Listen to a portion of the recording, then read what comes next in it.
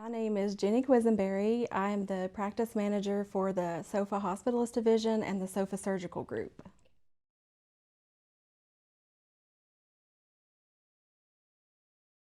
I had mild discomfort and pain in my breast. After about a week, when it didn't go away, I started investigating a little further and noticed some changes in my skin. So I reached out to my primary care provider and she ordered a diagnostic mammogram.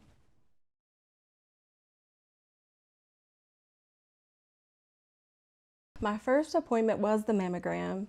Before the appointment, I was really nervous because I just felt like something wasn't right. The tech after the mammogram asked me to come back right then for an ultrasound to get a better look. After the ultrasound, the radiologist came in and told me that there was a suspicious area in my breast, and she asked me to come back later that week for a biopsy to confirm. I never felt a lump until I knew it was there.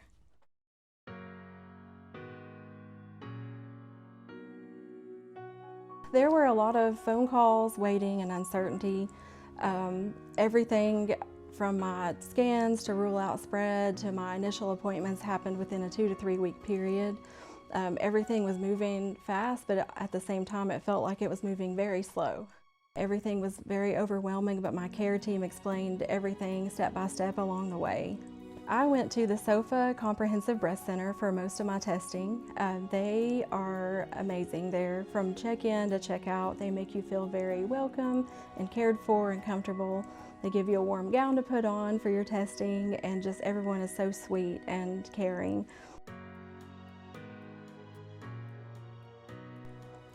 I was diagnosed with invasive ductal carcinoma, which has also spread to one of my axillary lymph nodes.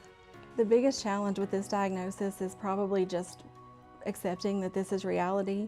I'm 41, I have 3 kids at home, and I'm used to just being busy. It's hard for me to kind of take a minute and slow down. Another big challenge through this was really just telling all my family and friends. That was really tough to kind of get through that. I do not have a family history of breast cancer. I think everybody's been the most shocked about that I'm 41. Yeah, here I am. I'm that 1 in 11 with no family history. You know, I did all the things I was supposed to.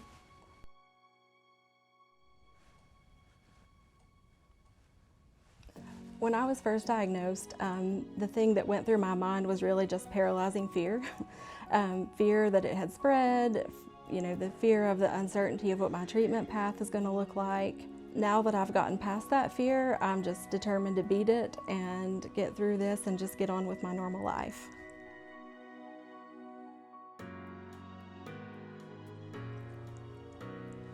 The next step is going to be surgery. After that, they will determine if I need chemo, and then I will definitely have to have radiation as well.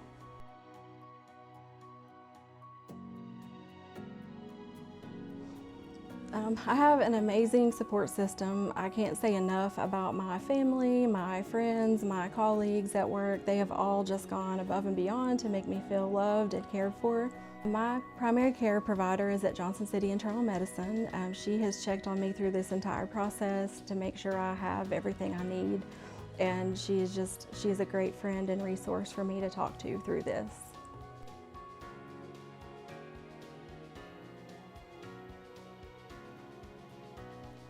My emotions now, I'm more at peace now than I was the first month. I was just diagnosed a month ago, so now I'm starting to feel a little bit more at peace with it and more optimistic that I can beat this. Hearing the word cancer is very overwhelming, but I know that treatments and outcomes are much better than they ever have been.